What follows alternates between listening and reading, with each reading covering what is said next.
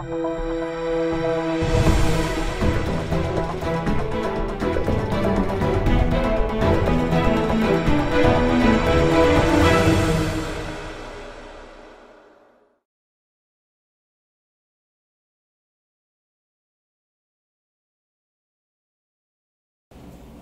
YouTube, Paul here with Spartan Survival and Readiness.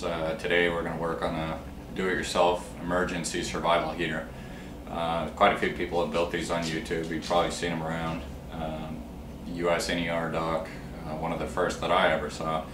MD Prepper just did one recently, and I noticed there's a lot of questions in those videos about how long these things will burn, safety issues, things of that sort. Do they really put off enough heat to be worth it? So we're going to show you how to build one of these things, and then we're going to test it out and answer some of those questions.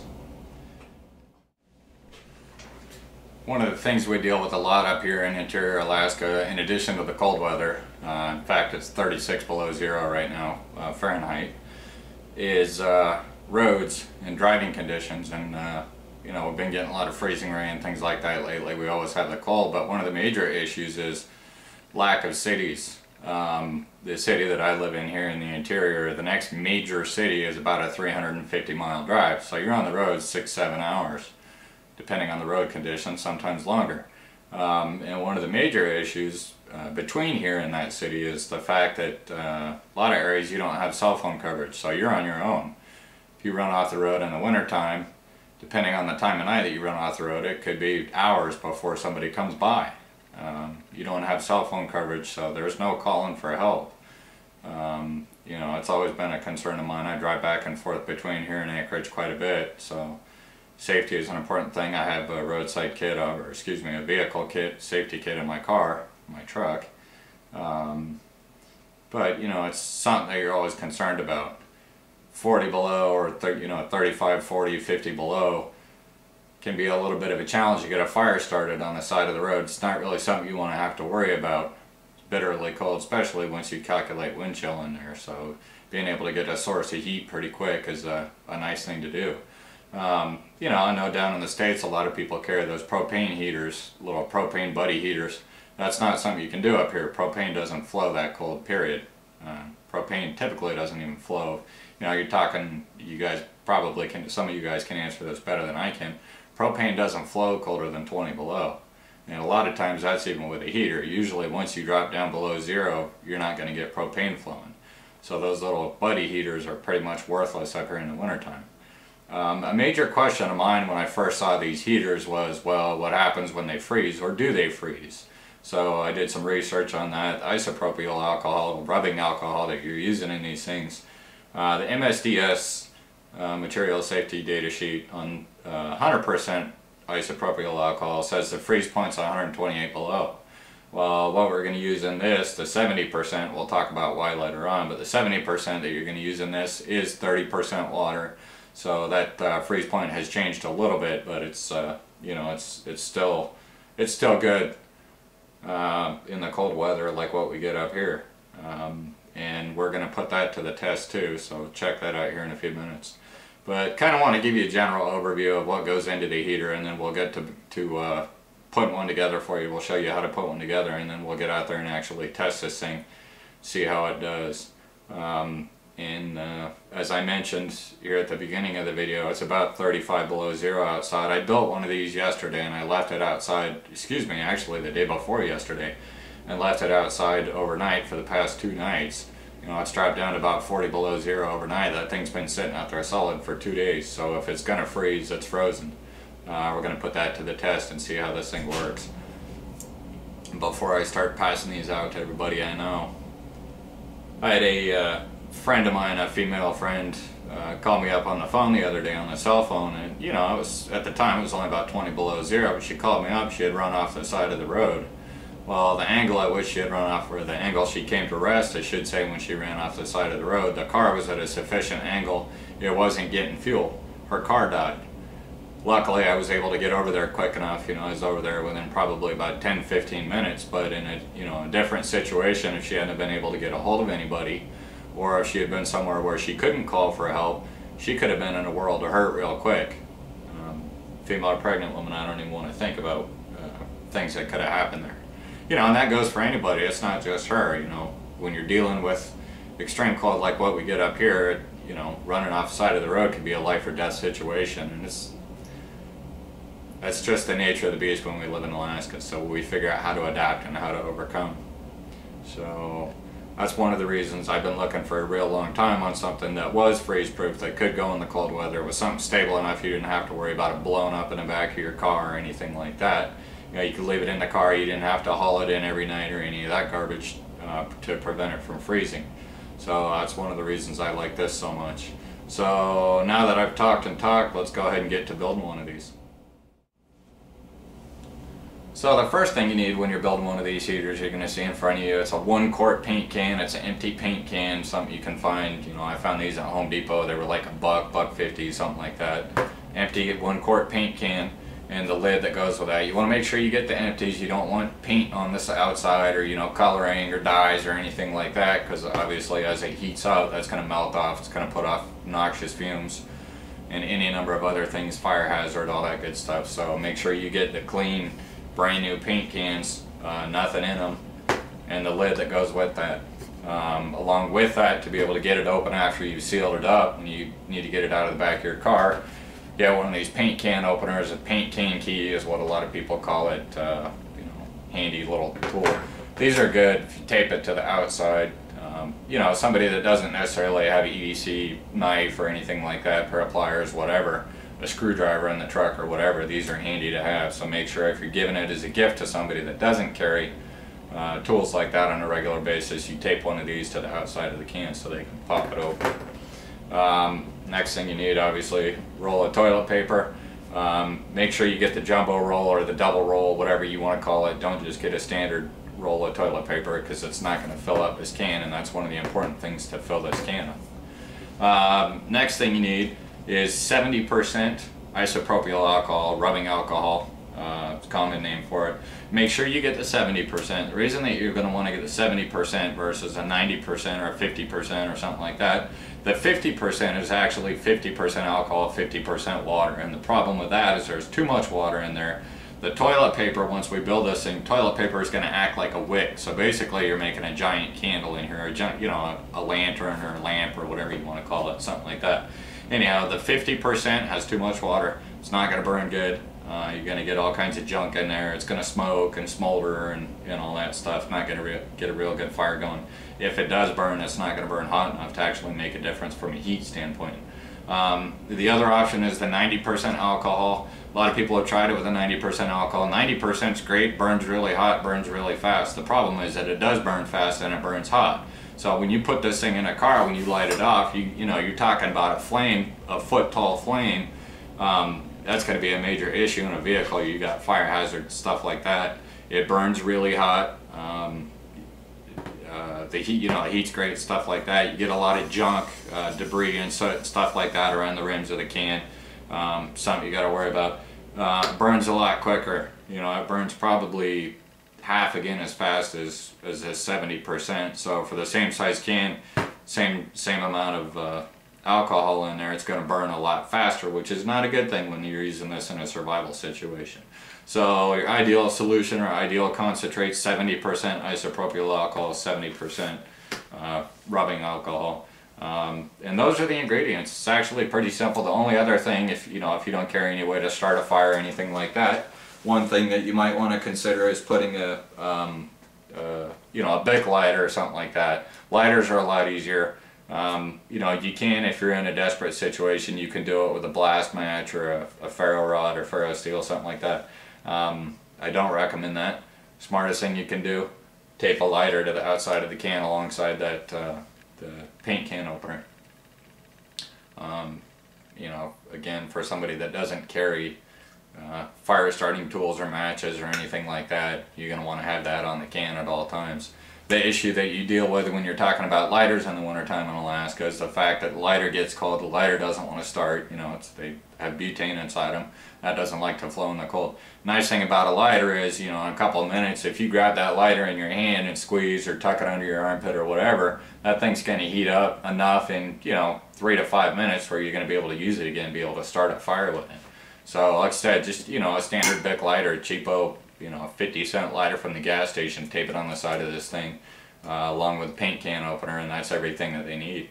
You know, these make great, they're great emergency survival heat for vehicles. You know, in a pinch you could use it in a tent. You got to be real careful with that, obviously, because of fire hazard and stuff like that. Again, you got to be careful in the vehicle too. But you know, this is an emergency thing. It's a survival thing. It's a, you know, a last resort, worst case scenario thing. Stay warm until help shows up, I guess. So you know, these are great for, you know, build one for yourself, put it in your truck, build one for your wife, put it in her car, you know, build extras, give them to other people. These are great, especially in a cold weather environment like this, where there is a very real risk of running off the side of the road and freezing. You know, and again, this is something, hopefully our tests are going to show, this is something you don't need to worry about it freezing. You can use it anytime. You know, put it in the vehicle, leave it in the vehicle, put it in the vehicle safety kit, just leave it there. Not have to worry about it until you need it. I have read online, one thing that you do have to be concerned about with the isopropyl alcohol is that over time the alcohol actually will degrade. You know, I can't think of what the technical term is. Basically it turns into acetone. My understanding is that takes about a year and a half. I'm looking at the back of these the bottle here, and actually these don't expire until September of 2016.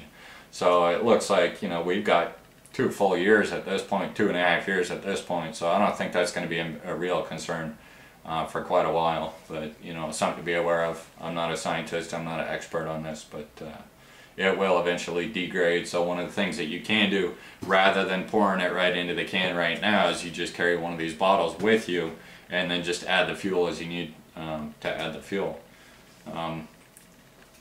One thing I forgot to mention real quick is a 1 quart paint can, like I said, like this size here. By the time you stuff the toilet paper in there, which is a little bit of a challenge, but by the time you stuff, and we'll show you how to do that, by the time you stuff the toilet paper in there, you're only going to have enough room in this 1 quart can for about 24 ounces of the isopropyl alcohol. You know, the cans I've got in front of me are 16 ounces, so you're going to use 1.5 of these.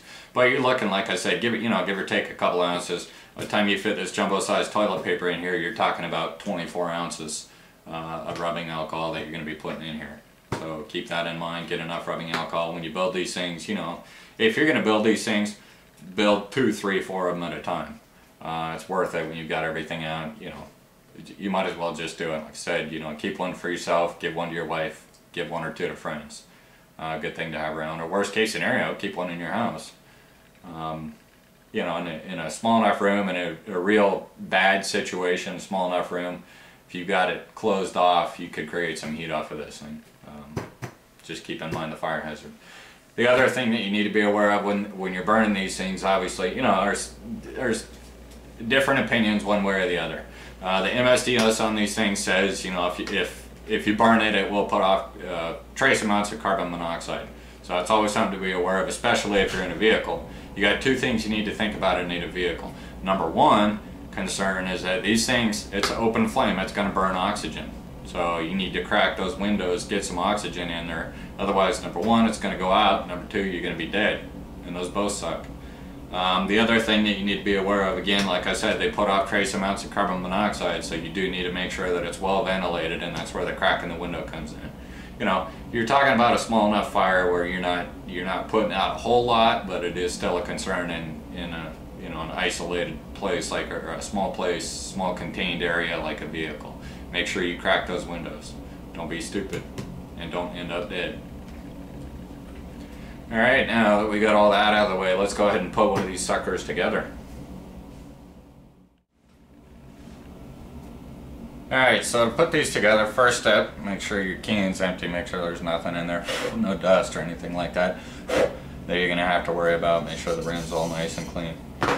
So your jumbo roll of toilet paper, and again, like I said, you got to make sure you use, you know, the double rolls or jumbo rolls or whatever. If you use a regular standard roll, it's not going to be enough in here to act as a wick. You're going to get a whole lot of mess. You're going to burn up your toilet paper, and it's pointless. So save your time. Just go ahead and get the jumbo rolls. So first step on here, first thing that you need to do, you need to take the core out of the middle, the cardboard core out of the middle. Easiest way to do that is just kind of hook the bottom edge, you know, with your finger, the bottom edge of the cardboard roll, dig your finger in there, kind of push it, separate it a little bit from the toilet paper that's inside there. Just kind of jam down in there, separate it, kind of run around, you know, around the edges. Make sure you get it from both sides just to separate it as much as possible. Kind of curl it up, you know, like that. You know, separate it. Again, run your fingers around it. You kind of twist it a little bit and just start to pull it out. And, you know, for the most part, it's going to come off of there. You kind of tear it as it comes out, just to make sure you keep as much toilet paper as you can in the middle. Kind of tear that off, throw that thing away, get rid of it. Jam the loose toilet paper back down inside there, just like that. Just kind of fill the hollow spot. And then what you need to do is you're going to kind of fold your toilet paper a little bit. Just kind of squeeze it flat, you know, just right like that. Squeeze it flat, curl it around. These are giant rolls of toilet paper. My wife loves these giant rolls. I probably shouldn't have said that. Anyway, these are giant rolls of toilet paper, so these are kind of a pain in the ass to fit in the can. You know, your typical jumbo roll is going to be a little bit easier, but just kind of curl it up like that. Make sure it's all nice and tight. Notice you have no hole, no opening in the middle, anything like that, because you've jammed it up. Squeeze it as tight as you can. Get your can in one hand, your toilet paper in the other hand, and you're going to jam that down inside there. Now, like I said, these super giant jumbo rolls, you know, super deluxe rolls that we have here are a pain in the ass to fit down inside this can. So I'm not going to make you sit through it. I'm just going to show you this is what you do. You stuff it down inside the can and you go from there. I'm going to pause it. I'm going to come back once I get it in there, because otherwise I'm going to have to edit the heck out of this video. There's going to be a whole lot of beeping going on. It's just not easy. So sit tight. Alright, so I got the toilet paper down in there and worked up a sweat. I had to lose a layer here. So, different shirt now. Anyhow, like I said, these super jumbo deluxe magic toilet paper that we get are a pain in the ass to fit down in there. One thing that I've heard, you know, a couple people saying on YouTube is that you can spin some of the outer layers, or unroll some of the outer layers of toilet paper off, tear them off, make it a little bit smaller. I really don't think that's a good idea. You know, if it's something, if you're desperate and you have to, you can, but I don't think that's necessarily the best solution. I prefer to cram as much of it in there as possible, you know, leave these rolls whole. Maybe buy some smaller toilet paper would help, but leave these rolls whole, jam them down in there, that way you have more weight, you don't have as much open space. Because, you know, one thing that you're going to see, if you've got some major air gaps in there, you know, this just on the edge here, little tiny one where you folded, or where I folded the toilet paper around, a little bit of an air gap in there, not too bad. But one thing that you see in the air gaps like that is the fact that the toilet paper will actually kind of singe around the edges. It'll turn, you know, turn brown. And eventually as your fuel starts to burn down, toilet paper wants to burn. That's one of the first places that's going to burn, is where you got those air gaps. So, like I said, I prefer not to unroll. I prefer to leave as much toilet paper in there as possible. And yeah, it's a pain in the ass to cram it down in there, but you know, it's a better solution in the long term. So there's the complete can of toilet paper there. Your next step's going to be to add your alcohol in there. As I mentioned, in a 1-quart can like this, you know, give or take a couple ounces just based on the size of the toilet paper roll, but with the specific rolls that I have, takes right at 24 ounces. Again, give or take an ounce based on your toilet paper, but it takes right at 24 ounces. So I've got, you know, we said earlier, these are 16-ounce cans, so I'm a big putting a can and a half in here. So, you know, you don't want to use, yeah, you can pop the top off and use this quarter out. It's not the best solution. Takes forever, makes a mess. You know, and actually, depending on how you squirt it, it can kind of ruin your toilet paper too. So I prefer to just pull the cap off completely, set that aside, start pouring. You're going to want to pour it, you know, fairly slow, and you guys are probably noticing that I shake. That's genetic. It's not because I had too much coffee, but that's why I'm not a surgeon. Anyhow, just kind of pour it slow and steady. Let it soak down into the toilet paper. I don't know if you can see that real well on the camera, but it's kind of soaking down into the toilet paper. You don't have puddles on the top or anything like that. So again, just kind of slow and steady. Get it going in the, not too much built up on the top. And I give it a break, let it soak in a little bit more. That stuff smells great. I love rubbing alcohol. It's disgusting.